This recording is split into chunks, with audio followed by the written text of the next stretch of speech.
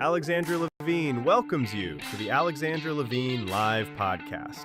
Today, we've got a packed show, from breaking news to informative topics that will keep you well informed. So, please click the subscribe button to get notified of her upcoming episodes. If you like what Alexandra talks about, then please share the Alexandra Levine Live to others. Alexandra also looks forward to your comments during this episode. Tonight's Alexandra Levine Live Podcast starts now.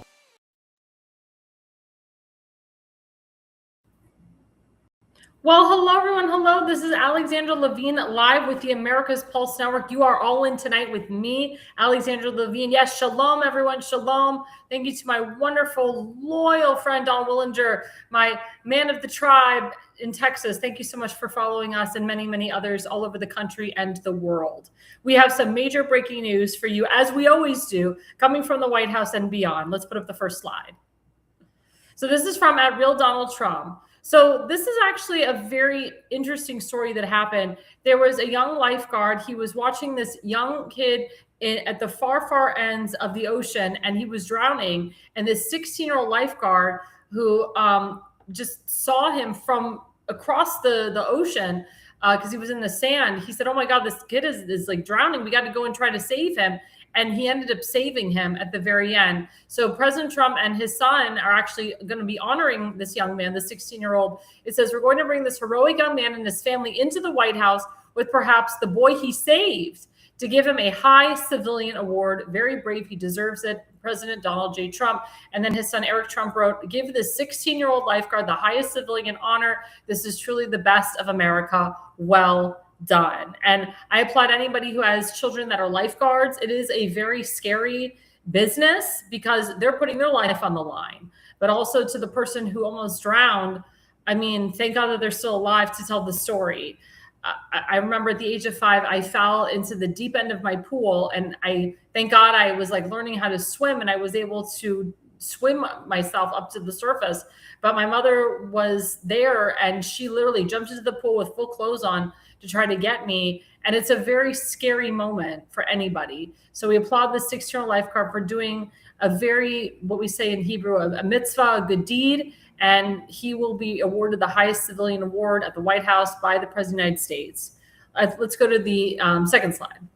So this is actually something that's even more important. This has to do with the Save America Act. As you know, the Senate is going into recess August 10th. These freaking congressmen get a full month of recess. The House of Representatives, they started their recess already July 24th. But the Senate starts their recess August 10th. People have called for the senators to not go on recess until they pass the Save America Act. So unfortunately, you have idiots like Senator John Thune who's saying we don't have all the votes to pass the full Save America Act. So President Trump is trying to do with senators and the House of Representatives is to incorporate snippets of the Save America Act to be passed in budget resolution bills. It's sad that this has to happen, but this is the only way that the president can ram the Save America Act through. So Senator Ron Johnson from Wisconsin is working hard with Senate Republican leadership to adopt a budget resolution before the August recess. This is the first step towards getting as much of the Save America Act as possible in a budget bill, funding our troops and helping our farmers. I'm calling on the Senate to get this critical first step done before the August recess, which I said starts August 10th, which is next week or in a couple weeks. This resolution can be adopted at a simple majority threshold. Get it done. Thank you for your attention to this matter, President Donald J. Trump. And again, it's disgusting that the president has to go through this whole process. Why Senator Majority John Thune can't round up all of his senators to just vote a full Save America Act, which the House of Representatives is ready to pass. And they want to put it on President Trump's desk. He's ready to sign it into law. But unfortunately, this is the only way that we're going to get any part of the Save America Act in because we have an incompetent Senate Majority Leader.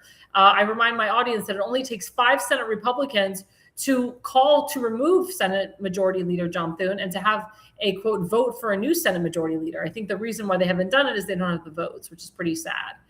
But this is Senator John Thune, guys, Senate Majority Leader John Thune. He's stalling the full Save America Act bill, so they have to put snippets of it to get it passed. It's disgusting. I do applaud, Congressman Mike Johnson, Speaker of the House Mike Johnson, many other members of Congress for working to get parts of the Save America Act pushed through. And hopefully this will get pushed through before the August recess. Now we go into segment 1.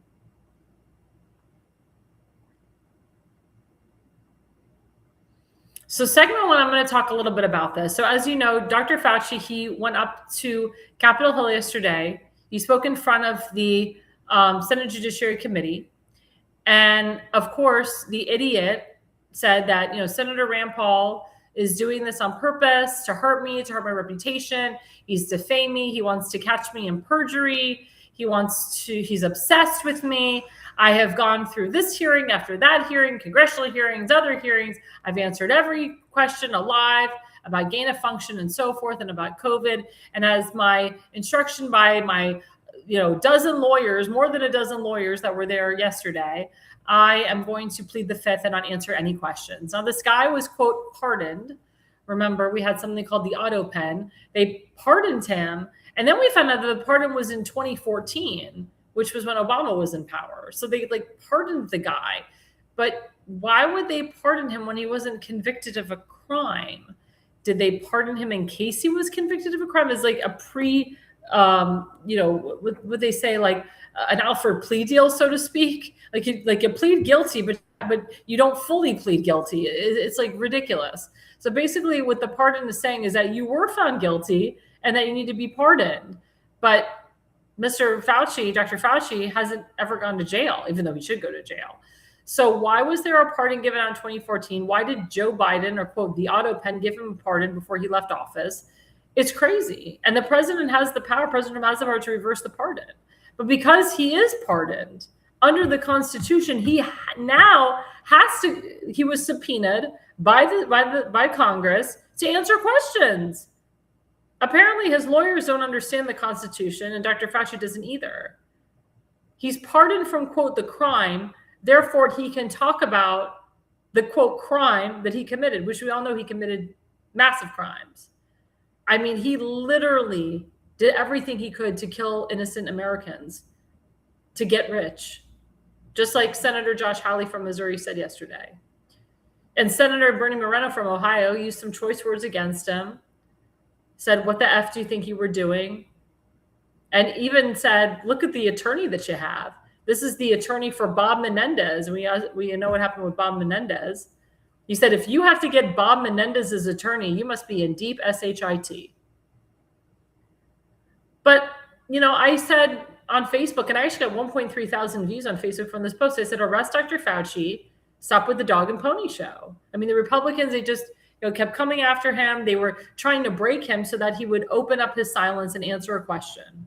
Senator Bernie Moreno actually asked the audience if they've been hurt by the jab, if they almost lost their job because of the jab, or they did lose their job because of the jab, if they were called a racist for speaking ill of the jab, will you please stand up? And Fox News anchorwoman Laura Ingraham was behind Dr. Fauci. She stood up.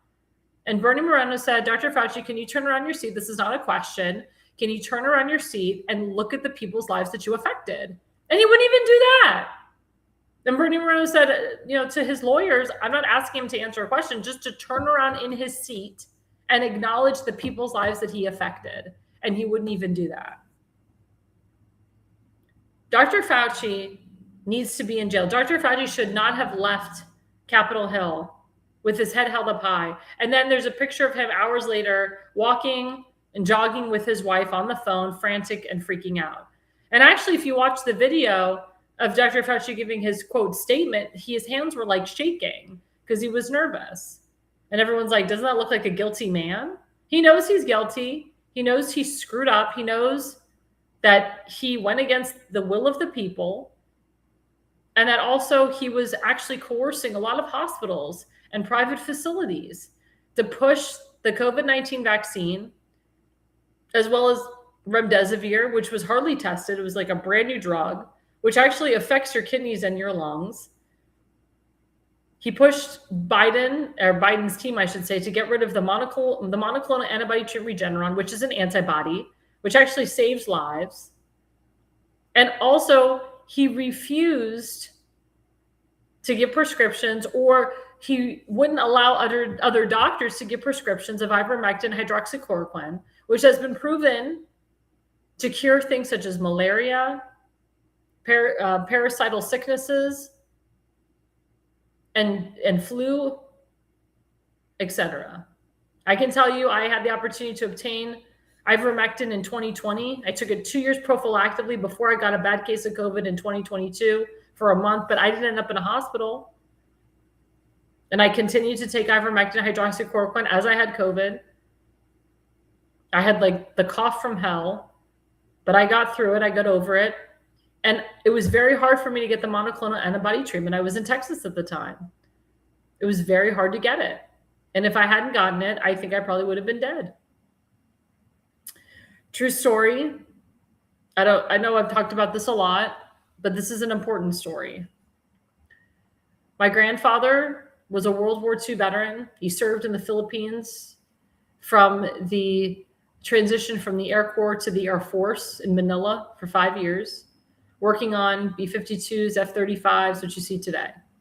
My grandfather used to describe how hot the airplanes were, how he had to strip out of his clothes and just literally just be in his underwear cleaning the airplanes because they were so freaking hot.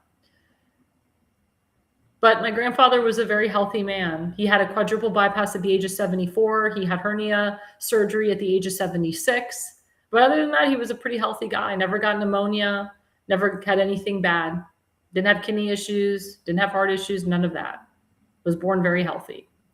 My grandfather was at a private facility in Sarasota, Florida called Aviva. My grandfather slipped in his shower and fell and had to get partial hip replacement surgery at the age of 98, which the doctor said to my mother, Debbie, you're very strong and your father is very strong. You guys have strong genes in your family. And if I didn't feel that your father was strong enough to have the surgery, I wouldn't let him do it, or I wouldn't perform it on him. But he performed the surgery on my 98-year-old grandfather, and he was recovering in his rehab facility just fine. And then all of a sudden, my grandfather obtained COVID-19. He was the only one on the third floor that obtained COVID-19, which I thought was very strange. I thought my grandfather got a bunch of false positives. They kept saying, no, he's positive, he's positive, he's positive. So they closed off the entire floor. I couldn't even go see and visit my grandfather. Neither could my mother. And my grandfather's COVID kept going untreated day after day after day. It was like 5 days untreated.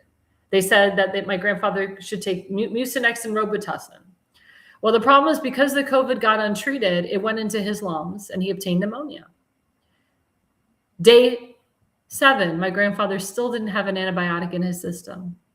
Finally, my mother said, you need to give my father an antibiotic. He's going to die from this.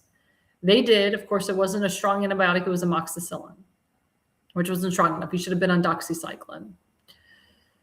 I happened to be visiting my family that day in Florida. I saw my governor, Ron DeSantis, talking in Jacksonville, Florida, how he was opening up monoclonal antibody treatments because he had a great relationship with the owner of Regeneron, who was a donor to his campaign, his gubernatorial campaigns.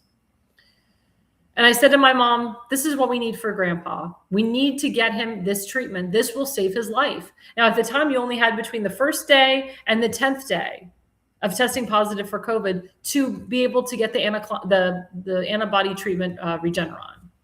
And my mother called the doctor, and the doctor said, oh, yeah, your father's a perfect candidate, but we have to go through infectious diseases, and it's a process. Well, let me tell you something. The process is what kills the people. Because what infectious diseases was doing is it was purposefully making sure that people that they knew needed it between the first and the 10th day didn't get it, that they were, quote, approved 2 weeks after they were tested positive for COVID, which means they weren't eligible to get it. And I told my mom, infectious diseases is screwing the people. So because of my personal relationship with my governor, because I worked on his campaign, his gubernatorial campaigns, I said, Mom, I'm going to personally write, email, and call Governor DeSantis. And I did. And he emailed and called my mother the next day. It was actually the Department of Health under Dr. Kenneth Shepke that called my mom and said, Debbie, what's up with your dad? What can we do for him? And my mom told him the whole story. He said, we're going to have a strike team sent to the rehab center where your father is. It's coming at 10:45. Make sure you fill out this form, because if you don't fill out this form, they won't let us in. And my mother filled out the form, and they came in. They came in less than 24 hours. Not only did they save my grandfather that day with Regeneron, but they saved 5 other lives that day. What we found out is that this private facility actually had Regeneron in their facility, but did not give it to COVID-19 positive patients. And I can tell you, after my grandfather received that treatment, they told us he was up and running, he was strong, he was going to the bathroom on his own, he regained his strength, and his COVID went away very fast after that. I swore to myself and to God that I would not allow my grandfather to die of COVID, that he would not be a COVID death. But what happened was the rehab facility did not take care of my grandfather. They still did not treat his pneumonia properly. So we ended up at Sarasota Memorial Hospital, which murdered many lives. And it was reported that they kept giving COVID-19 positive patients or patients that didn't even have COVID remdesivir in their drip without them knowing it or without consent. My mother did not consent to remdesivir. And they also put medical fentanyl in my grandfather's drip, medical opioids like fentanyl and so forth in my grandfather's drip without my mother's consent. My mother had power of attorney and so did her sister. My brother-in-law was actually the one that discovered that fentanyl was going into my grandfather's drip. I still to this day, it'll be 5 years in September that my grandfather passed away, that I do not have his full medical records. When I asked, they said it was a whole procedure. My family and I have tried to sue Sarasota Memorial Hospital, but because of the medical malpractice laws in Florida, it is practically impossible to sue and get anything from it unless the spouse of the deceased is alive or the children of the deceased are 24 years of age and younger, which my family's not eligible. And you only get $100,000 as a result of suing. So it's not even worth it. The doctors at Sarasota Memorial Hospital and in Sarasota and in the state of Florida, majority of them do not have medical malpractice insurance. You know why? Because they don't need it, because they get off scot-free. Doctors are there to save lives, not play God. The angel of death comes and takes your life, not God, not doctors. Doctors are supposed to save your life. But what I found out later is Dr. Fauci was literally forcing the hands of these hospitals to put remdesivir into the patients at Sarasota Memorial Hospital, Doctors Hospital, all these hospitals nationwide. This was Dr. Fauci's doing. Dr. Fauci purposely told the doctors not to prescribe ivermectin hydroxychloroquine to COVID-19 positive patients. There was actually a doctor that went in front of the hospital board of Sarasota Memorial Hospital, and the minute he said the word ivermectin, he was thrown out. There's another girl that was, I forgot where she was living before, but she lives like in Charlotte County, which is close to Sarasota County. Her name was Ann Vandersteel. I'm sure everybody knows her. Ann Vandersteel went in front of the Sarasota Memorial Hospital Board in Sarasota County and talked all about remdesivir and what the effects are of it and how Sarasota Memorial Hospital was commissioned to put remdesivir between, listen to these years, between 2021 and 2023. When did my grandfather die? In September of 2021. My grandfather got the monoclonal treatment in August of 2021, which gave him 1 month extra left to live. But my grandfather did not deserve to die. My grandfather should not have been forced to take 2 shots of the Pfizer vaccine from Aviva because the private facilities were forcing and mandating their residents, especially seniors, to take the vaccine. They would not allow my grandfather to go down and eat dinner with his friends until he took the vaccines. My grandfather was not allowed to have AIDS unless they were vaccinated, and my grandfather was not allowed to see my family unless we were vaccinated. As you know, I am not vaccinated at all. My father didn't get the jabs of death. My mother got the Johnson & Johnson 1 shot because my mother is a teacher, and the teachers union was forcing and mandating all the teachers to take some form of a vaccine. And my mother was afraid that if she didn't get the Johnson & Johnson, they would have mandated her to get Pfizer, AstraZeneca, the other one, Moderna, which had a lot of side effects. One thing about Johnson & Johnson is that is the only COVID-19 vaccine that did not contain mRNA. But I can tell you my mother had severe side effects from getting just 1 shot of the Johnson & Johnson. My mother had a huge rash, red rash on her back that kept growing and growing for 6 months, to the point where my mother had to get laser. She had to go to a laser specialist to laser off the redness from her back. Thank God that was the only symptom my mother had. But I know a lot of friends and I have a lot of family members that have had major side effects from the vaccine. My Surgeon General in Florida, who I love, he went to Capitol Hill and he had the data and everything, and he proved that men ages 18 to 32, actually 18 to 35, who got 2 to 3 shots of the Pfizer vaccine, the Pfizer COVID-19 shot, now have myocarditis. They have brain aneurysm strokes. Girls that are on birth control that took the Johnson & Johnson obtained blood clots as a result. There was actually men ages 15 above who got the Johnson & Johnson vaccine who have Graves' disease, which means like they have like a tremor. And I watched these videos of people that got the COVID-19 vaccine shots and they were starting to tremor and tremble. And I have a lot of friends that took the vaccine that heavily regret it. There's a lot of people in the music industry that are dying at the age of 34 to 37 because of the effects of the vaccine. My opera career was cut short because I decided to save my life. I was not allowed to perform internationally as a result of the COVID-19 vaccine.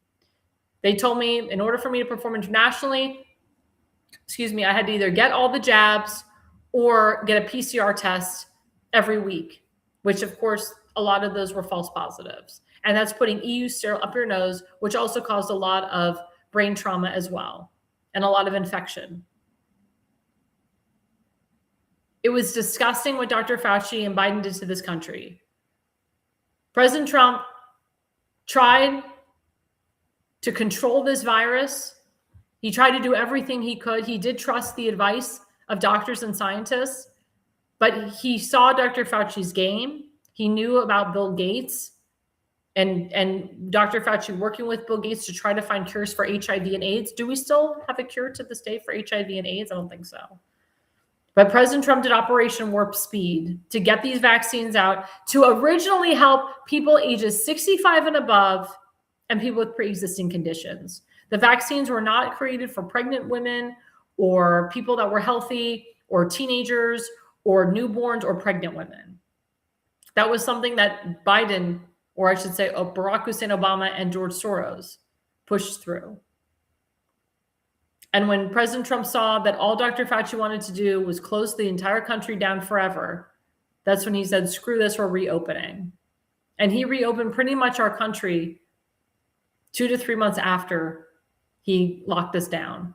But he actually made it, he made it so that the governors had, he made it so that the governors had control over their state. He made it a state issue, state to state issue, that it was, and the governors the governors were the ones that made the choice whether they were going to fully close or fully reopen. What pissed me off about people like Larry Hogan is that he did not take the leadership as a governor to say we're all open or we are all closed. What Larry Hogan did is he gave the power to the purse to the county executives and the mayors to decide when it was best for their county and their city to reopen. And he did that on purpose. So he didn't get the blame for his state not reopening fast enough. It took almost 3 years for the entire state of Maryland to fully reopen. Prince George's County was the last county to fully reopen. I was in Montgomery County. It took 3 years for Montgomery County to fully reopen. And the county executive was a piece of crap, and he wanted to mandate everybody to take the vaccine and mandate everybody to wear masks. It was disgusting. Thank God I praised the Montgomery County Council for actually going against their county executive because they knew what he was doing was ridiculous. I personally, what it did is it showed which governors were sane and which governors were insane. And of course, all the Republican governors, they opened up their entire state much faster than liberal governors. Kristi Noem, to her credit, was the only governor that never closed down her state. She never closed down a county. She never closed down a district. Her state was the only one that remained open throughout the entire pandemic. And she was shocked that all these governors closed down their states. She did not think she was going to be the last one standing. But the point that I'm trying to make is that this man ruined the dating scene in this country. He ruined it so that people cannot have children. Now people are going to IVF at the age of 23 because they're all having fertility issues. The men's sperm count is very low. And also he divided families. A lot of families would not go see each other unless they were vaccinated. A lot of people, like I was, dating at the time, this was 2020, 2019. Certain men wouldn't date me because I wasn't vaccinated. It's crazy. And it was very hard for me to find an unvaccinated man to date. Because I said to myself, I would never marry a vaccinated man. That was a criteria. When I was looking for a husband, I was like, I cannot marry someone who's vaccinated. It's just not going to work. I mean, I was nervous. I was heavily nervous. I now keep in mind, I do not fault anyone for getting vaccinated. That is your right. That is your choice. But when you push it on us and mandate us and say, you must do this, why would you go against the science? I can't be near you. You're unvaccinated. You're the problem. Now I see on Facebook, people are saying, finally, the unvaccinated were right. And history will show later on who lives longer and who doesn't. Because I'll tell you, the unvaccinated are going to live forever. They really will. Now, there are ways to reverse the spike proteins that are in the vaccine. If you go to the rainforest, if you detox yourself. Also, I know in Israel, in the country of Israel, they actually created an antidote shot that you can take to reverse the spike proteins in the vaccine. I know Russia's working on some pretty powerful things too to reverse some of the side effects. So there are ways to reverse it. Also, they say the more you get COVID, the more it builds up your immune system. So you can kind of like flush away the spike proteins that are in the vaccine. But if you took more than 3 shots, I would be very concerned. As you all know, I'm in the insurance business. I have people that constantly ask me to write up a will for them. And these are young people, 20, 22, 23. I have people that ask me for life insurance at the age of 20 because they took 4, 5, 7 jabs and they're married with kids and they want to make sure that they leave their children with something because they're afraid they're going to die soon. I know people that died right after getting the first couple shots of the vaccines. This is real stuff, guys. Real stories. There's a big group on X called Died Suddenly. Before Elon Musk bought X, and it was Twitter, the former founder, I think his name was Jack, I'm blanking on his last name, he was heavily suppressing or banning anyone from saying anything bad about the vaccine. Remember, we were all censored.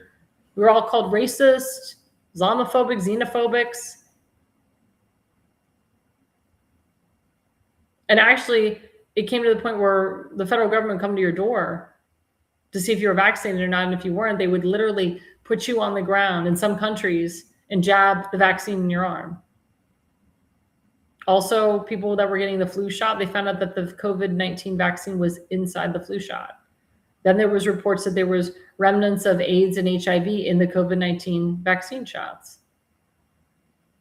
We're finding out shots like Gardasil, which is supposed to prevent all forms of herpes and STDs, which I found out it doesn't. It's 3 shots, has affected women infertility. Thank God I never took that damn Gardasil. They wanted to use me as a prototype for it when it first came out. But the fact that they were pushing pregnant women to take the vaccine, something that's foreign, something that's unkosher. When you're pregnant, you're not supposed to take anything. And it affected a lot of pregnant women. A lot of pregnant women had miscarriages, or their children were born with birth defects. Or the children that are born are having birth defects now. People said, well, yesterday was vindication because the Republicans literally laid out the facts and called out the evils of what Dr. Fauci did. But I'm not vindicated at all. I don't feel vindicated at all. I will be vindicated when Dr. Fauci's in jail for what he did to my grandfather. I will be vindicated when he is no longer walking free. And then freaking Andy Cohen, who is a producer on Bravo, he gave him a mazel. A mazel in Hebrew is like a good job, like mazel tov, or congrats, and saying he was a wonderful person, a wonderful doctor, did so much. And he slammed the GOP senators. Giving Dr. Fauci a mazel tov for killing innocent lives. He is a murderer. And people are like, well, he's not actually a murderer because he didn't really kill. You know, he didn't actually administer it and kill people. But he did it in a way. He did it in a way that was so vicious. And he actually worked against President Trump to make sure that President Trump did not get back into that White House. He was the cause of the cheating of the 2020 election. I wholeheartedly believe that. wholeheartedly. But Dr. Fauci needs to be held accountable. He needs to go to jail. Now, Senator Rand Paul said he will hold him in contempt because he literally said 100 times he invoked his Fifth Amendment, which was against the Constitution when he did. He was pardoned. He was subpoenaed. He was supposed to answer questions. His frickin' lawyers were there trying to make sure he didn't trip up or say anything that would get him have a penalty of perjury. Or catch him on penalty of perjury. But I will never forget what that SOB did to my grandfather and to so many other lives. Let's put up the first slide. So this is from Senator Ron Johnson. So it talks about ivermectin and how wonderful it is. Ivermectin for COVID-19, it said 100 studies with 200,000 patients. It said ivermectin significantly lowers the risk for mortality, ventilation, ICU, hospitalization, recovery cases, and viral clearance. 52% lower risk in 54 RCTs, 47% lower mortality in 53 studies. COVID-19 ivermectin studies, this was July of this year. And if you can see it, it shows you prophylactics. When people took it prophylactically, I can't read that. I think it's 54%. 54% of people that took it prophylactically, like myself, didn't have any bad risks. Remember how the doctor said, oh, it's a horse dewormer. It's going to turn you into a horse. This doesn't work. Ivermectin got the Nobel Peace Prize in 2015. They're now finding studies are now coming out, and RFK Jr. is proving this, and he's working with the FDA and the CDC to prove that ivermectin actually reduces the risk of stage 4 cancer. Instead of taking a freaking chemo and radiation, if you have cancer, stage 4, take ivermectin. I'm a big proponent of it. If you have stage 4 cancer, whether it's pancreatic cancer, breast cancer, lung cancer, take ivermectin. If you have an infection, if you have a cold, take ivermectin. It does work. It is not a horse pill. Again, these freaking doctors, they know that it works. And you know what the sick part is that illegals that were coming into our country, into the Biden administration, guess what? All those people got COVID-19. They came in this country from Mexico to Texas, infected our country with this damn virus, and they got ivermectin. They actually were greeted with little packages of ivermectin and hydroxychloroquine. Illegals were allowed to take it. Illegals took it. No, legal citizens were not allowed to take it, but legal citizens were. Legal citizens were not allowed to take it, but illegals were, which are not citizens. Unfreaking believable. That's the truth, guys. This is not opinion. These are facts. And if you are one of my viewers that has experienced a bad or had a bad incident where you had COVID and you really needed this medication and your doctor denied you, I want to know. Congressman Andy Harris is an anesthesiologist. He had patients that wanted ivermectin and he wrote a prescription for it. And guess what? The health board in Maryland, the Department of Health in Maryland, they tried to revoke Congressman Andy Harris's medical license. Now, why is Dr. Fauci, why does he still have a medical license? Or not medical license, I'm sorry, PhD. Why does he still have a PhD? Why don't they get rid of his PhD? Why don't they get rid of his degree? Why don't they get rid of his medical license? Why don't they revoke it? I don't understand. Why is this guy still licensed to practice medicine? Unheard of. But people that called out ivermectin, hydroxychloroquine, they threatened their degrees. They called their universities and told them, get rid of the person's PhD or MD. Disgusting. Other people's medical licenses were revoked for telling the truth. My friend, Dr. Simone Gold, was caught up with January 6th and ended up in jail. She's part of the American Frontline Doctors. She saved many lives. American Frontline Doctors saved a lot of people's lives. I can tell you nowadays you can still get ivermectin. There's a website called allfamilypharmacy.com, which has actually been promoted by Sean Hannity, Glenn Beck, Mark Levin. I go to that website, allfamilypharmacy.com, and you can get ivermectin and hydroxychloroquine. They offer it to you. And it's real doctors that give you the okay for getting it and obtaining it. And you can get refills too. Let's put up the next slide. The act next order, this was a very dropped moment. So Senator Josh Hawley mic dropped Tony Fauci. He said, quote, "You called yourself the most famous scientist in the world. You have done more to harm science than anybody in my lifetime. I hope you will go home and write that in your diary," unquote. Josh Hawley actually was trolling Fauci during the Senate hearing. He said to Dr. Fauci, said, "Since you won't answer, questions about gain of function and so forth, how about you answer this? What color's the floor? What room is this? What color's your tie?" Dr. Fauci wouldn't even answer those questions. He wouldn't answer anything. Disgusting. He was afraid, he was nervous that he was actually going to tell the truth and not lie under oath like he's done so many times. But the fact that he wouldn't even answer what color's the sky, what color's the what color's the room that they're in, what color's the carpet, that tells you how freaked out he was, how he was nervous. Let's go to the next slide.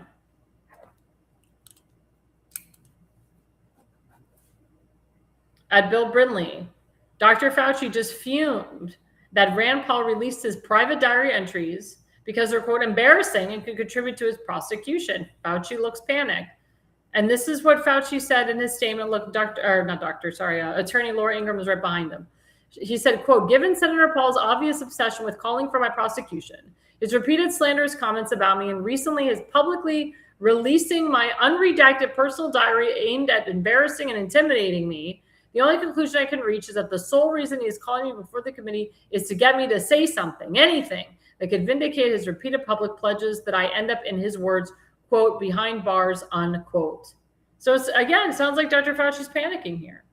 He didn't want to answer any questions because he was afraid that he was going to be held in contempt, which he is anyway, and penalty of perjury and put behind bars.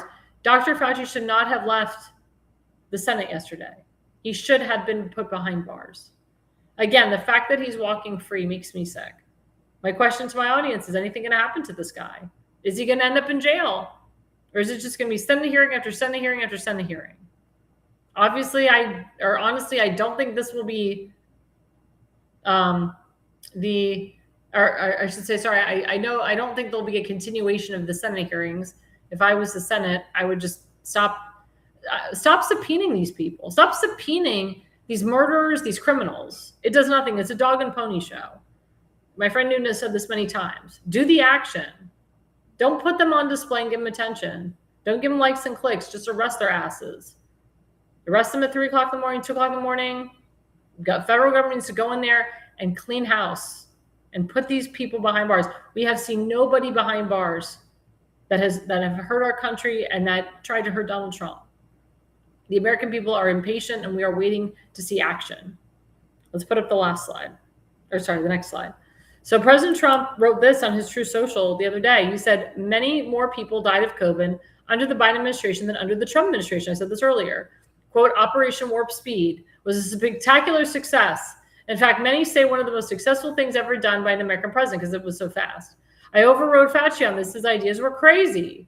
Also, I said from the beginning that the virus came from the Wuhan laboratory in China. Fauci strongly disagreed, always trying to protect China. I inherited Fauci, who was there since the 1980s, but with each passing day, relied less and less on him. He made too many bad calls, like on masks. Remember at the beginning, he was an anti-masker. He then switched to a super masker. In any event, I didn't let him shut the country down, although he wanted to. I went the Federalist way and let the governors decide. The Republican governors did a much better job than the Democrats, which is true. Fauci was largely taken out of play, and then along came sleepy Joe Biden, who made Fauci a, quote, king. I called Biden to tell him Fauci was no good, either didn't have a clue or was dishonest. The call was well received, but sadly not acted on. Biden went on to give Fauci vast destructive power. The rest is history. President Trump. Biden, quote, Joe Biden, he mandated majority of people to take the jab. He mandated federal workers. He mandated people that worked in hospitals and people that worked in the ER. He mandated young people. He mandated pregnant women. He mandated newborns.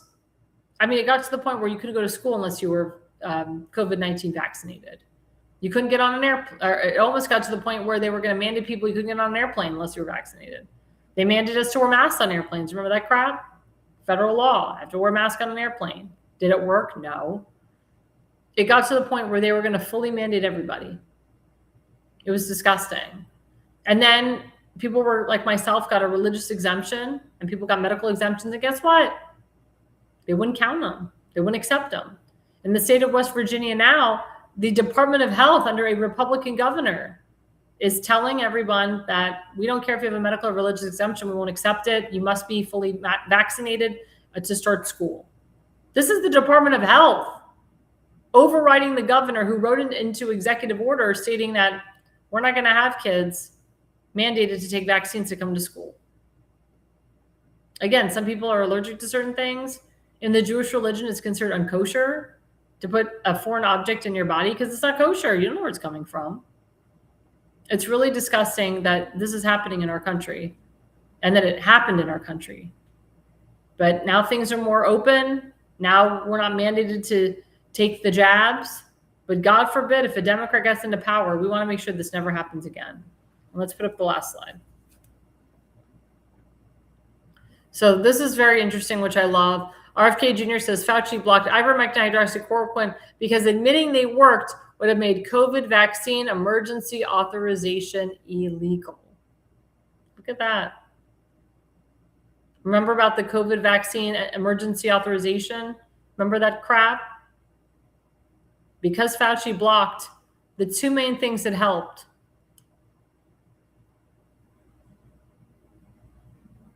He was awful. If he wouldn't have admitted they helped, that COVID vaccine emergency authorization would have been deemed illegal. Everything he did was illegal. That's why he should be in jail. But the reason I went along with this segment is because this is near and dear to my heart. I feel bad for the people that died from the vaccine. I feel bad for the people that are affected by the vaccine. I feel bad for the unvaccinated that were ridiculed for not taking it, that lost their jobs, that might have lost their husband in the process or their wife, that have a family that won't even talk to them, that they couldn't spend Thanksgiving or Easter or Christmas or Hanukkah with their family unless they were vaccinated, that a own doctor wouldn't give them proper treatment because they weren't vaccinated. And remember, when you go to a doctor and they ask you if you're vaccinated or not, that goes into a database. I refuse to answer. I didn't say yes or no. Because the minute you tell them I'm unvaxxed, that goes into a database of not wanting to help you. When you tell me you are vaxxed, then they want to see how many vaccines you get. Then they try to push more boosters. Then they wonder why in 10 years, why you're still alive. I feel bad for the young men that are suffering from permanent myocarditis. My 24-year-old cousin who got 4 shots of the vaccine had a stroke at the age of 23. He won't admit he had a stroke, but he did. A stroke at the age of 23. I talk to cardiologists all the time. They told me that the average person that comes to see them is between the ages of 18 and 22, mostly male. 18 years old going to see a cardiologist? Not good. I hope we all learn from this, but I hope we all continue to call Dr. Fauci out. I hope he goes to jail. I will not rest until he is in jail. I will not feel fully vindicated. But God bless everybody that survived this horrible, horrible pandemic. Before we go on our break, don't forget that we have FoliumPX.com. Speaking of detoxing, this supplement saves lives. It's an antioxidant. It's a full body detox, free radical support. It's a toxic heavy metal. If you did take more than 3 jabs of the vaccine, I recommend you get this because it detoxes your body, detoxes it from the spike proteins that are in the vaccine. So please, guys, there's a QR code. Go to FoliumPX.com. We'll be right back after the break. Welcome to America's Pulse Network. This is APN's very own White House correspondent, Alexandra Levine. This is so amazing and miraculous. We've never had a president in the history of our nation doing this. And we hope to God that he continues doing this forever and ever. Thank you. God bless you, everybody. And God bless President Trump. And God bless you. Hello, everyone. Hello, everyone. This is Alexandra Levine with the America's Pulse Network. I am the White House correspondent right here in the heart of D.C. as President Trump is celebrating 250 years of America and the military. Subscribe and follow America's Pulse Network on the above social medias.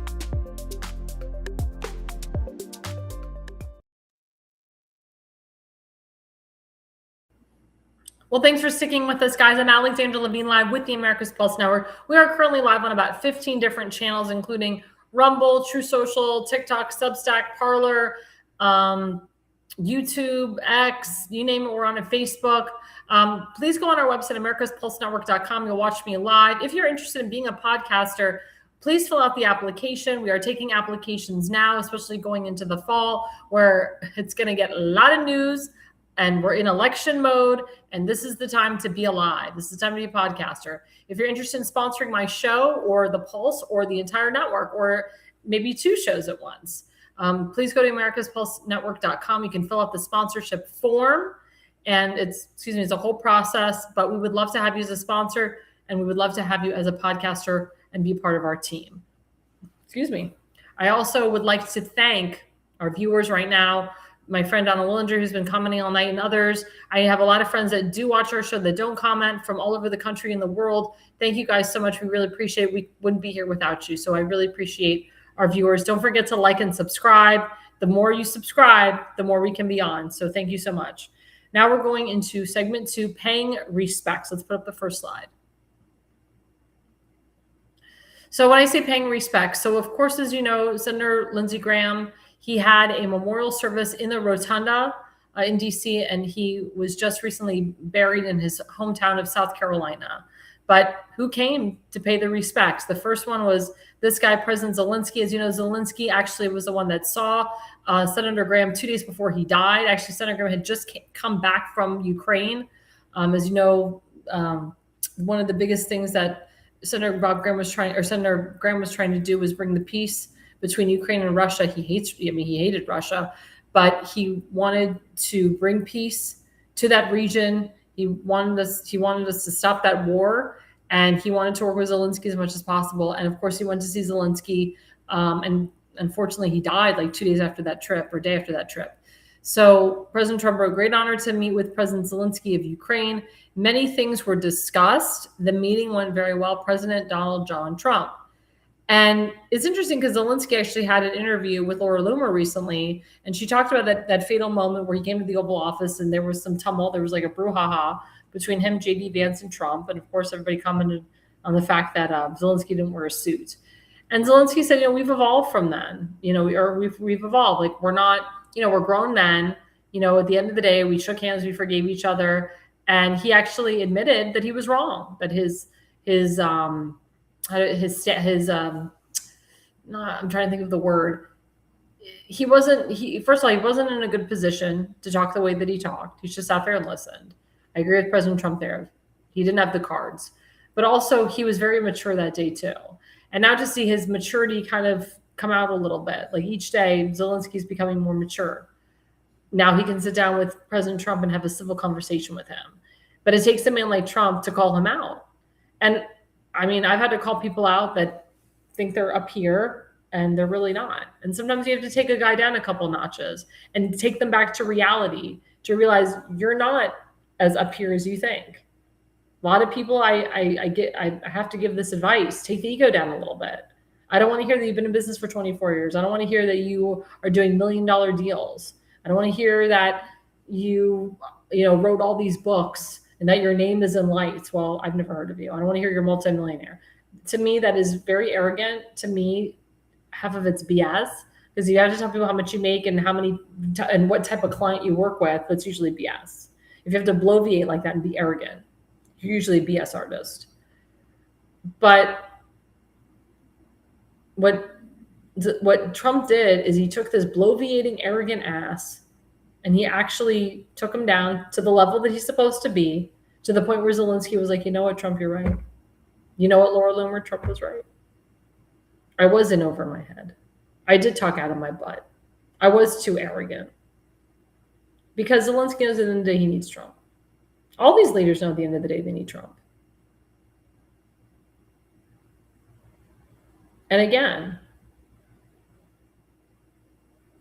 when you need someone, when you need help, you don't act like a know-it-all. Remember, President Trump is a billionaire. He's built $1 billion industry. His daughter's a billionaire. She's built her own industry. Her husband's a billionaire. He built his industry. So for Zelensky to act like he's the SHIT, he's not. And it's actually good to see President Trump get along with these leaders. I mean, President Trump always did.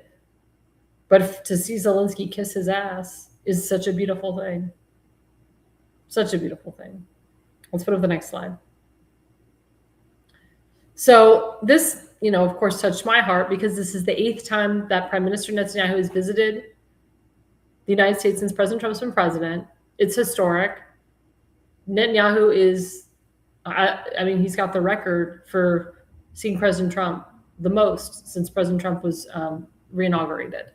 And as you know, President Trump does have a very strong relationship with the Prime Minister of Israel. We must support our ally. We must work hand in hand with our ally. And Lindsey Graham was a big supporter of Israel, big supporter of Netanyahu.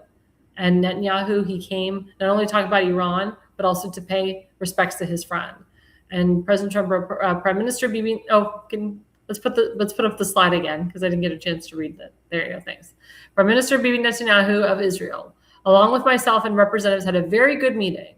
Obviously, many important subjects were discussed. President Donald J. Trump. And I can tell you, Netanyahu gets along with America great. He gets along with Pete Hegseth. He's doing a lot of work with him. He gets along with Marco Rubio. He gets along with J.D. Vance as well. But Netanyahu has been to the show. I mean, he knows. He knows the players here. And also, there's an election coming up. And of course, people are trying to get rid of Netanyahu, which I don't agree is a wise decision at this time. Now, Netanyahu's the head of Likud. He's actually leading in the polls. Likud is actually the leading movement right now in the Israeli parliamentary. It's interesting how all these left-wing Labor Party prime ministers have been ousted, some to the point where they're getting worse prime minister than ever before. Some are getting more conservative. But it's interesting to see South America and Central America, how they have the most conservative prime ministers and presidents. Same thing with parts of Eastern Europe.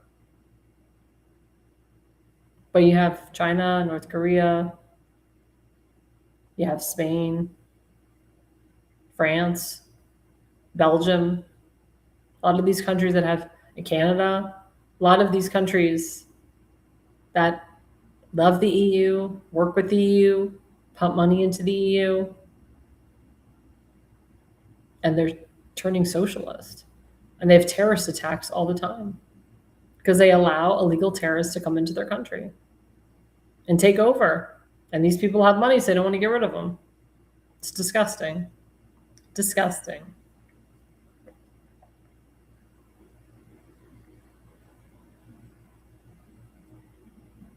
But I did want to say that the death of Lindsey Graham did bring a lot of people together. You see foreign leaders coming for him. So it was a way not only for these foreign leaders to pay respects to Lindsey Graham, but a way for President Trump to finish, or to make sure he finishes where Lindsey was ending, to pounce on what Lindsey was trying to do things in Lindsey's honor, but also to work with these leaders to bring peace. Yeah, I agree with Donald Willinger. Our system is not perfect, but there is not one that is better. I agree.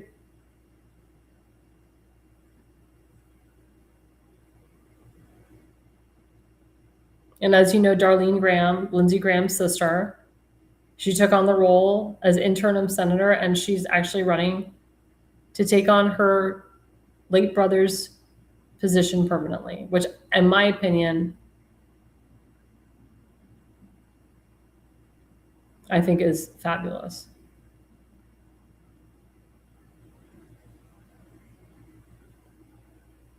What a beautiful, beautiful thing to do. To keep it in the family, but its legacy.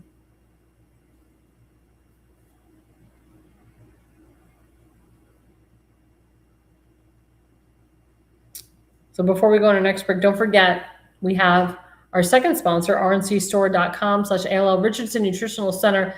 Again, all natural products here. Guys, this improves your wellness. It helps with cancer. I take a lot of these supplements. They're great. You can mix them with Folium PX. That's the discount code right there, ALL. If you don't put ALL, you don't get the 10% discount. What's beautiful about that QR code, it goes straight to the discount. So you don't even have to type in ALL if you use that QR code. It goes straight to the discount. And of course, the more you spend, the more money you get off. But please, guys, this is a very important website. We have to cleanse the body, cleanse the skin, get some energy back in there. Operation World Without Cancer. Definitely go to rncstore.com/ALL and stay with us, guys. We'll be right back after the break.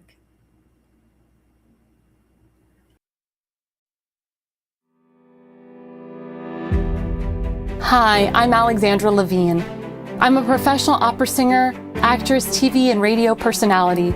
Since 2015, I've been a volunteer, a field director, and a campaign manager, learning the ins and outs of the political world. That's why I became a political consultant. My job is to lead you to victory with organization, structure, and the mindset of winning for your district or state. With my guidance and direction, I can keep you focused on the things that matter to the people and advise you on key issues that need to be addressed. If you're a serious candidate that is serious about winning, then book a consultation with me today. Go to levineconsulting.co. You'll be happy you did.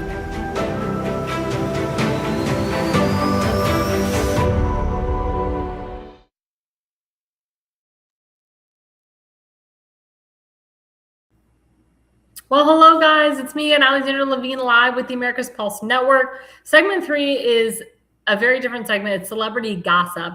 So I was on the Pulse last night with my friend Seth Eisenberg of the Conservative Corner, who hosted, and he gave like kind of this very similar thing to what I'm going to do, where he like puts up slides and then like we talk about it. And it's just really stupid, silly things. So these are some things in the news that maybe you guys haven't touched on or haven't seen, or it's been overshadowed by other things going on in the news. So, excuse me. So let's put up the first slide. So Jared Leto, I don't know if you guys ever remember Jared Leto. He's an Academy Award winner. He's been in a lot of famous movies. He's been accused recently of criminal sexual conduct by 4 women. So Jared Leto accused of criminal sexual conduct by 4 women, including one who claimed she had underage sex with the actor. Now, I'll be honest, this is kind of an old story. I did hear something about this maybe years ago, that, you know, he might have had sex with an underage person. But again, why is it coming out now? And why is this underage? You know, why is this person coming out? I mean, we can't really prove that he had sex with an underage person. I mean, unless there's like video footage of it. But they're talking about something that happened like in the 90s. And as the same thing happened with Russell Brand. Like all these women all of a sudden came out and said that he had a sexual affair with them and sexually assaulted them and all this stuff. Same thing with Chris Noth. Like all of these actors, all of a sudden, these big name actors, they get attacked left and right by these women that come out of nowhere. And it's actually happening, you know, in the political news too. But I mean, I'll be honest with you, Graham Plattner really did what those women said that he did. I can't speak for Jared Leto here. And I'm not a big fan of celebrities either. But why would they be bringing this up many, many years later? Like when I say many years, I'm talking about like from the 90s. My question to my audience, what do you think about this? Do you think you should be held accountable? Do you think they should bring the person who claimed she was underage? What does Jared Leto have to say about this? I haven't seen a comment from him after this. He's probably like freaking out. But again, he's a big name actor. He's an Academy Award winner. He's been in some pretty great films. He's a very good actor. I think he's on like a series right now. So again, you could have a great career. Everything's going your way. And all of a sudden you get this and then people distance themselves from you. My question to my audience is how many celebrities and directors are going to start distancing themselves from Jared Leto? And let's see what Jared Leto is going to do. Let's go to the next slide. Oh, no. Nope, not that one. That's later in the show. We have that one, and then we have, yeah, there you go. So this one's really interesting, and I've been bringing this up a lot and talking to a lot of women about this. So moms over 40 are now more common than teen moms for the first time in history. Anne Hathaway right here, as we see, she's pregnant for the second time. She's 43 years old. So women over 40 are now giving birth at higher rates than teenagers in the United States. The 40 to 49 age gap has seen a 24% jump in birth rates over the past decade, driven by financial stability, career goals, and better fertility treatments. Teen birth rates have dropped to record lows in the same period. Some people think waiting is the smart move, while others believe younger is better for raising kids. What do you think is the right age to have a first child? Well, I can tell you that COVID, again, really screwed up the dating scene. Again, we had 3 years of we couldn't date anybody. We couldn't really, get married because everybody was afraid. Now, people that were married during the COVID-19 pandemic, because they were stuck at home all day, COVID babies were popping up everywhere. I mean, people were getting pregnant left and right because they were stuck at home with their husbands all day. What do you do? But I can tell you, I've talked to a lot of nurses, and they say that they have, seen a lot of women come in at age 40, 42, having the births for the first time, vaginally, not cesarean, but vaginally, and all their babies are coming out healthy. Sometimes, when you have a baby at 16, 17, 18, 19 years old, it's true, the maturity level is not there. There's no real booklet on how to be a good mom or a good dad. It's instinct. But in my opinion, I think it's smarter to wait. I know they say that the women are at higher risk when they're between the ages of 35 and above. They do recommend that you do freeze your eggs at the age of 34. It is a very expensive process. It's like a $15,000 process. And you don't just freeze one egg, you're freezing, a bunch of thousands of eggs, maybe millions of eggs. It's a very expensive process. And then you have to make sure that you have a receipt of your eggs and how long you can keep your eggs frozen. You're supposed to keep them frozen forever, but you never know. The clinic could die or God knows what. I know a lot of people that froze their eggs and their sperm before they took the vaccines. So when they would go to have a child, their child would not be, of a vaccinated, sperm or vaccinated, woman. But I know a lot of friends that are having their first and second child at the age of 43, 45. People are having twins at 48 for the first time, and their babies are perfectly healthy. So again, my question to my audience, do you recommend waiting till you're later to have kids, or should you have kids at a younger age? They do say it is easier to get back into your figure when you have kids at a younger age. It is harder when you're older and you're trying to get back into your figure. I don't recommend gaining 40, 50, 60, 70 pounds when you have a baby like some of these mothers do, and these crazy ass doctors tell you to do that. You really should only gain about 20 to 25 pounds each child. Now, if you're having twins or triplets, that's a whole different thing. But you really shouldn't gain above 30 pounds because you're gonna become pre-diabetic or get diabetes. And again, it's your body. Like, it's very hard to take off the weight, especially if you're older. I do recommend if you're 40 years old trying to have a baby to try to, you want to be trim before you have that baby. You don't want to be 160 pounds having your first baby because then you'll be 180 pounds or 190 pounds when you're pregnant. And that weight is really hard to take off. So in my opinion, it's to the person's discretion. But I do believe that if you are a young person and if you found your soulmate and you're dating and, you should not have this mentality, well, I'm young, I don't really need to get married now, or I'm young, I don't really need to have kids. And I talk to 23 to 25-year-olds all the time. And I tell them, look, in a blink of an eye, you'll be 30. Another blink of an eye, you'll be 35. Another blink of an eye, you'll be 40 with no children. If you want to have children, if you're one of those people who want to have children, you want to do it naturally without IVF and fertility treatments and all this crap, you want to do it naturally, the younger you have children, the better it is. If you're 40 years old and your spouse, you're healthy and your spouse is healthy, try to do it the natural way. I also recommend that you and your spouse do get tested before you get married. Get tested for everything. Get tested to make sure that you don't have fibrosis, that you don't have cysts on the ovaries. Get your man's sperm checked. Make sure that his sperm is normal, because what we're finding right now is a lot of men, especially that live in the northern area, have very low testosterone. And if you are married to a man or dating a guy that took the vaccine, chances are his sperm count is very low. So it's very important to get the sperm count and to check to see if the sperm is normal or abnormal.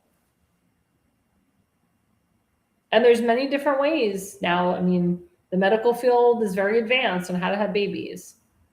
And I know people that do adoption and then they end up pregnant 2 years later, a year later. I know people that have babies through a surrogate and then they end up having their own kids. But the biggest, I would say the biggest deterrent for not getting pregnant is stress. The more stress you have, the least likely to get pregnant. You got to relax. You have to relax. You have to be stress-free. Your environment has to be stress-free. You can't drink a lot when you're trying to get pregnant. You can't be on a lot. You actually, I found out you should take, or it's actually helpful to take GLP-1s when you are trying to have a baby. I know some doctors will tell you no, but GLP-1s actually make you more fertile, especially if you're older. The only thing about GLP-1s is once you get off of them, it's, you got to get back on them right away or you'll gain all the weight back. So it's that up and down, up and down. And you can take GLP-1 supplements. You don't have to take the injections, even though the injections do work faster. And they say it's better to take tirzepatide than Ozempic. Ozempic has a lot of freaking side effects, but they're both semaglutides. But like I said, if you're really interested in having a child and you're dating someone you're 25, don't wait till you're 35. Don't wait till you're 40. It will be harder. The sooner you do it, the sooner you get married, the sooner you have kids, the better. Don't worry about the money thing. I know everyone's like, oh my God, I have to be a millionaire. Money comes and goes. You can be rich one day, poor the next. You can be poor one day and rich the next. That's the problem too in society, is that people feel they have to be millionaires or multimillionaires or have children. That's not the case. Or none of us would have children. Not everyone is a millionaire, multimillionaire, billionaire. It doesn't work that way. When you have children, it propels you to do better in life. It propels you to succeed more because you want your children to succeed. You don't want to see your children suffer. Especially if you, the parent, grew up in a household that you never suffered. You want to give your children the American dream. You want to give them a good life.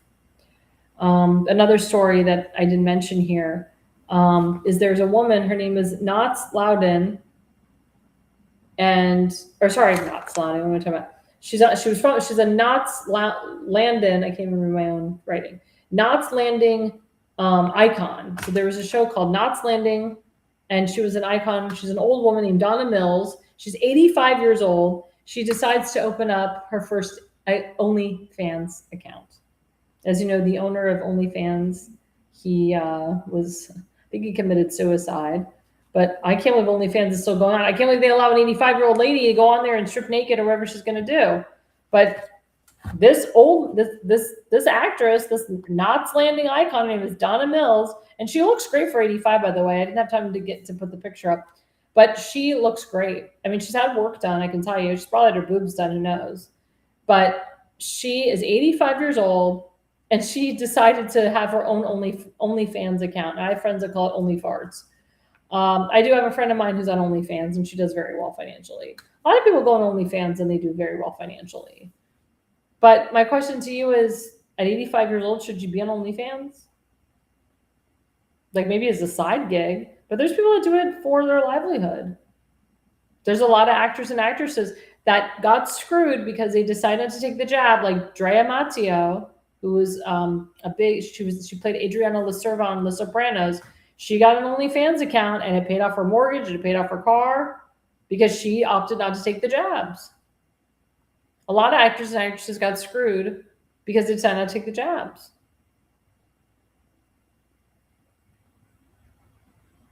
A lot of singers got screwed because they decided to take the jabs.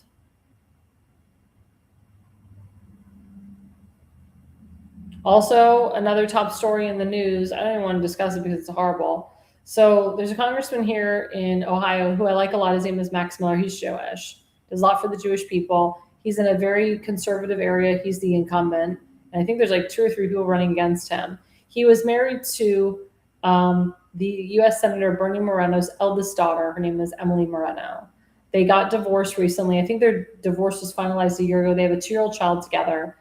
And now Emily Moreno is coming out and accusing her husband, she's done it before, of domestic abuse and assault while they were married.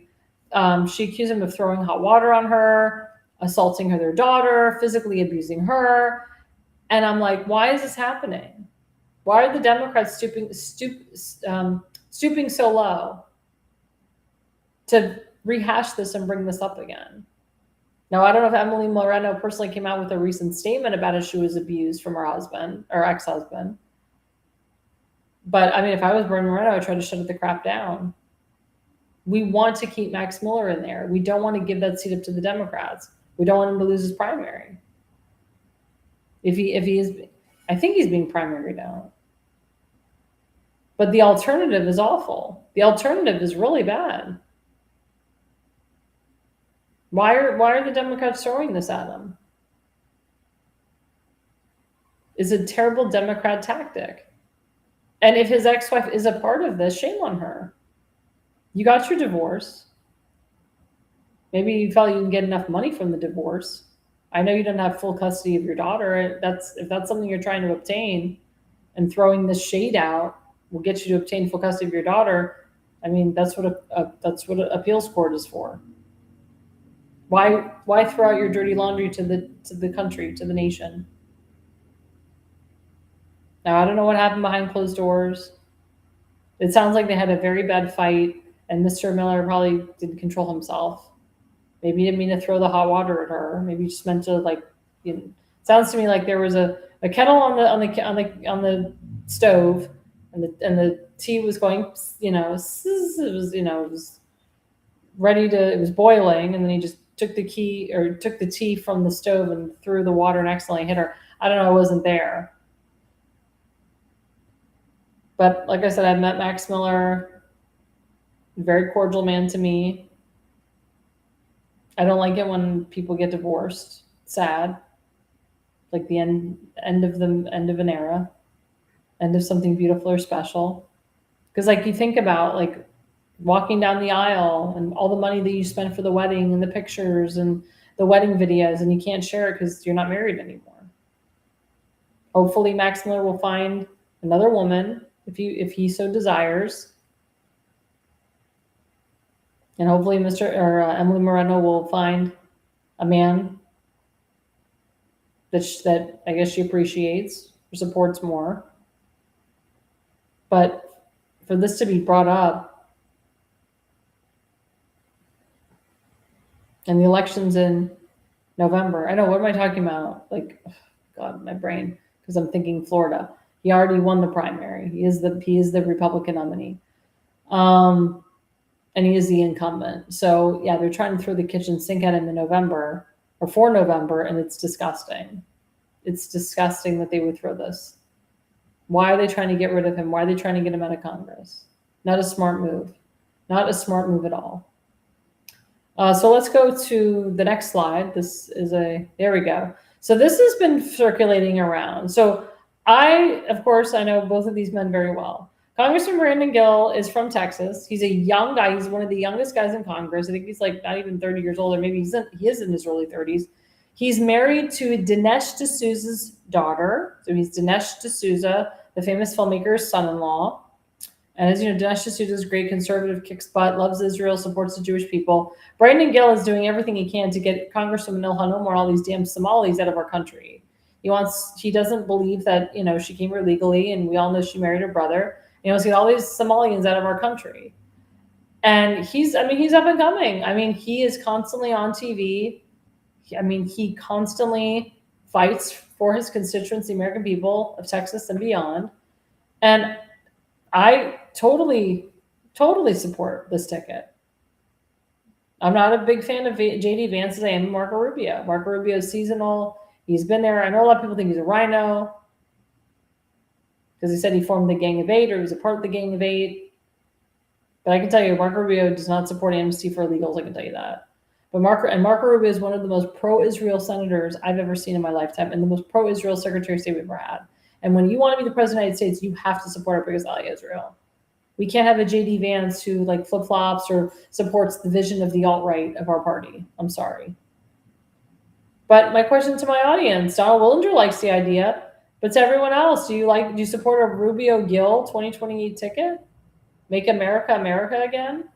Now, a lot of people were saying that maybe Don Jr. will run, maybe Eric Trump will run. How does everybody feel of the president's children running for president?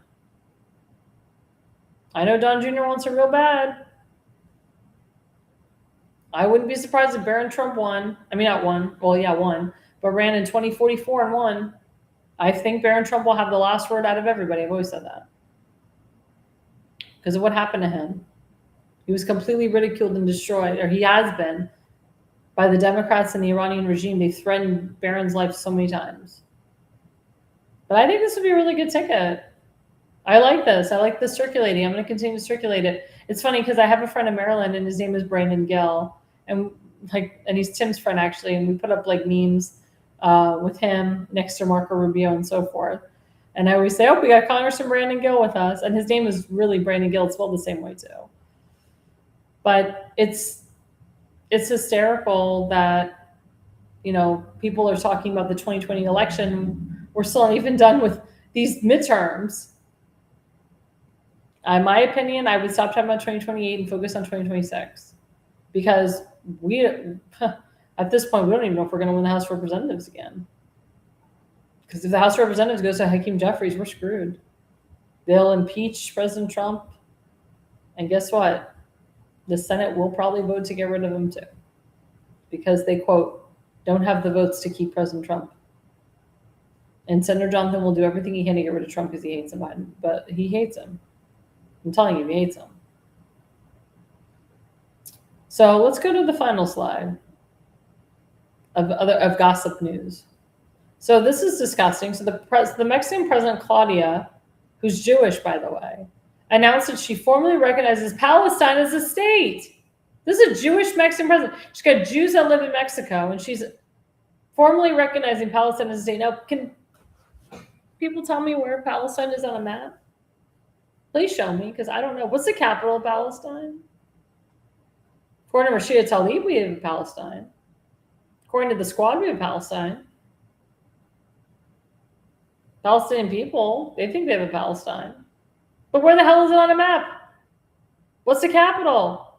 Who's the prime minister of Palestine? Who's the president of Palestine? Doesn't exist. This is disgusting that a Jewish Mexican president would formally recognize this. That's why I say all the time, hashtag not my Jew, hashtag not a true Jew, hashtag not a real Jew. I've been saying that for years. My Jexter organization, we started that. Hashtag not my Jew. This woman does not represent the Jewish people. If I was a Jew living in Mexico, I would leave, or I would force her hand and get her out, remove her from office, have her removed from office. For her to recognize that Palestine is a state when we all know it's not, how she is turning, or how she's trying to turn Mexico into a socialist country, into a country that recognizes terrorism.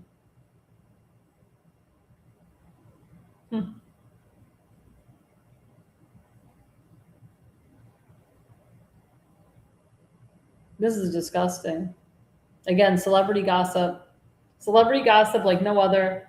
But it's not just gossip, guys, because this is real stuff and we can't ignore it.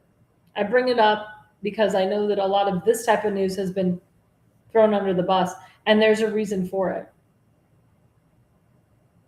The mainstream media, George Soros, they don't want you to pay attention to this.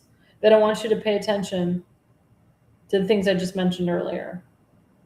They want you to focus on other things. But this right here is important to pay attention to. Because I say coming soon to a country near you. So as you know, we do a lot of promos on my show. And as you know, I am a big fan of this lady, Carrie Mullins. Her son, Denver, he died in a motorcycle accident. And we're doing everything we can to honor him and honor his name. The poor woman, it's been very hard for her. But they're having a big event in honor of him. It's going to be Saturday, August 8th. It's a bull roast. It's called Help Keep Denver's Legacy Alive. Legacy built to protect riders. 4 minutes changed our lives forever. Denver was 21 years old, a proud diesel mechanic and motorcycle rider with a heart of gold. The legacy lives on through this foundation and through you. We are his voice now. Proceeds benefit Denver's Legacy Foundation, Inc. at $60 per person, ages 18 years and older. It's their second annual bull roast. It's from 7 to 11 p.m. at Hawks Pleasure Club in Essex, Maryland, which is it's in Baltimore County. Every ticket includes entry into a drawing for steamed bushel of crabs. shrimp, 12-pack of beer, 12-pack of soda. A great meal, great company, great cause. I can tell you I've been to a lot of their events and their causes. They get a lot of people out there. A lot of people donate a lot of money. They have silent auctions. You guys have to make a donation. Only, I think there's less than 160 seats available. This event sells out very quickly. We love Denver's mom. We love Kerry Mullins. We love Denver. I never had a chance to meet him personally, but I know he was a great man because he has a great family behind him. And we have to keep his legacy alive. And Tim and I are working very hard to keep his legacy alive. And we got to protect our writers. I agree with her. We have to protect our writers. So please, guys, go to this website and you can Instagram her, go on her Twitter feed. I think she accepts Cash App, and Venmo, and drop the $60 plus and make a nice donation to their family today. And as you know, we are in campaign mode. As you saw my commercial, I am a political consultant. I own my own political consulting firm. And one of my clients and friends and colleagues is Republican nominee for Baltimore County Council, District number 9, Tim Fazenbaker. He is having a huge event as a thank you event to everyone who has helped him with his primary win, as well as volunteers. We want to give back to you, and also business owners. He's going to have a lot of business owners at his function. So please, guys, go to this QR code. It's timfazenbaker.com. Excuse me. I've been drinking a lot of seltzer, and it's making me burp. Go use the QR code, guys, today and donate. You can donate to $6,000. That is the maximum. And let's put up the QR code for the event, David Sherrod. There you go. Tim Fazenbaker for District 9. We have tiers. The general admission is $56. Then we have multiple sponsors. The Reagan sponsor is $106. We have the presidential sponsor, which is $6,000. And then we have a sponsored tier in between, which is $2,500. That's on Eventbrite. But if you click on that QR code, it takes you directly to Eventbrite. The event is Thursday, August 6th from 5:30 to 7:30 at the Fountain at Drug City. So the event is inside of Drug City. You go up a flight of stairs, and it's in a very intimate private room. We actually had an event similar in 2022, and it was awesome. It was a packed house. It seats about 25 to 50 people comfortably. And it's just it's going to be a very small, intimate moment, a thank you moment, and also thank you to the business owners as well for helping and supporting Tim and getting him over the hurdle. And there will be some elected officials there as well, and some people running for office. So please, guys, you want to come. This is in the Dundalk area in Maryland. I'll be there. A lot of people that have been on my show will be on there. A lot of people that we promote will be on there. So please, guys, make it your business to go. And if you can't go, make a donation anyway. If you don't live in the area, or if you're going to be away on vacation, click on that QR code, make a donation to Tim, not just on his event, but for his campaign period. And then, of course, we have my friend Julie Spivey Perry, who is running for CD10 in Virginia, congressional seat. This is a seat that is in a purple district. I don't even know her other opponents. Nobody does. She's got the RNC of Virginia behind her. She's got Virginia caucus behind her, Virginia GOP. She's got a lot of people in the Republican Party there behind her. She's an American First girl. Please, guys, donate to her. Put her in office. She's currently in early voting right now. And we got to get her. I mean, her primary election is August 4th, so it's coming up. So if you haven't gone and early voted for her, we wanted to big to rig. She's running a grassroots campaign. Please go and support her. Vote for her. If you do a mail-in ballot, do a mail-in ballot for her too. And then don't forget, Republican nominee for U.S. Senate, our friend Justin Murphy. He has been all over the place. I will be interviewing him on the show August 27th, so you don't want to miss that interview. We're also featuring we're broadcasting his town hall live on August 13th, which is a Thursday. So I will be off that night. I'll be off the 6th of August and the 13th of August. I'll keep you guys posted to remind you, but we will be broadcasting live from his town hall and some of his debates and other events that he's doing. We love him. He needs money. Everybody needs to donate to him. He's running against a terrible incumbent. We need to put this wonderful person in office. And of course, we have our friend from the Jersey Shore, Damon Galdo, who is the Republican nominee for New Jersey Congressional CD1. He is, oh my God, busy every night. Jack Brengan is actually his campaign manager. Elena Barber's working on his social media. And, he is just going to be, he's been touring around all over the state, all over the district with Justin. And he's like literally booked like every single day. Like every Monday he's booked. He will be back on the Jersey Shore. He will let you know his schedule. Mondays he'll be available, and he'll be moderating the pulse when he can. But we got to give to these men. We have to get conservatives in office. We got to flip these seats Republican. even though they have a crazy ass Democrat governor who should be in jail. She's now covering her butt, exposing election integrity, which is like a laugh, because she's the cause of the problem. There's a lot of instances where you have Republican governors and Democratic senators and Democratic governors and Republican senators and Republican congressmen and Democratic governors. So we got to put the right people in office, guys. We got to flip these seats. Make sure you donate to Damon Galdo and watch the show, The Jersey Shore, Monday nights from 8 to 9 p.m. Also, don't forget, we do have The Pulse every Wednesday night from 8 to 9:30. The Pulse is usually hosted by myself, Seth Eisenberger, Damon Galdo. We have 4 other people involved. Elena Barbara is taking a step back a little bit from the Pulse to help Damon Galdo with his social media. As I said, we are in campaign mode. So the Pulse is going to be a little bit different. Sometimes you'll have myself and someone else on there, or just one person, or maybe 3 people. It'll be a little bit different every week, just because it has to do with availability, because we're all busy and we're all in campaign mode right now. But the Pulse is strong. It's going strong. We love the Pulse. We love what the show stands for. But don't be surprised if you see, a difference in the shows going forward. And don't forget, we have Constance Sitzel and Jack Brangan, the New Jersey State Assembly show. They're on every 2nd to 4th, sometimes 5th Tuesday of the month. And of course, I'm on every 1st to 3rd Tuesday of the month and every Thursday, except when I'm not, because I'm campaigning or I'm at an event. You'll have someone fill in for me, or I'll have a repeated show. Again, thanks to everyone for watching tonight. Don't forget to like and subscribe. Again, we are live on about 15 connections. Thanks again to my audience. I will be back on Tuesday night. I can tell you I have some great guests coming on in the next couple of weeks. So I will keep you posted and abreast on that. Thank you guys so much for watching. And the reason you listen and the reason you watch is you are no idiot. America's Pulse Network. The mainstream media is bought and paid for. The truth is twisted to fit their agenda. But America is waking up, because podcasts are the future for trusted media. Welcome to the America's Pulse Network. It is a network built by patriots that upholds the Constitution. The America's Pulse Network stands for God, truth, and the America First movement. There is no corporate propaganda, no government spin, just real news, real talk, and real voices fighting for faith, freedom, and the future of this great nation with common sense. Here are some of America's Pulse Network podcasts. Alexandra Levine Live, hosted by Alexandra Levine. Jersey Shore Podcast, hosted by Damon Galdo. The Conservative Corner, hosted by Seth Eisenberg. APN's The Pulse, hosted by Alexandra, Damon, Elena, and Seth. So tune into America's Pulse Network on the following social media platforms: X/Twitter, Rumble, Truth Social, Parler, Facebook, and YouTube. Join the revolution, because the pulse of America beats for God and country. America's Pulse Network is for faith, family, freedom, and truth.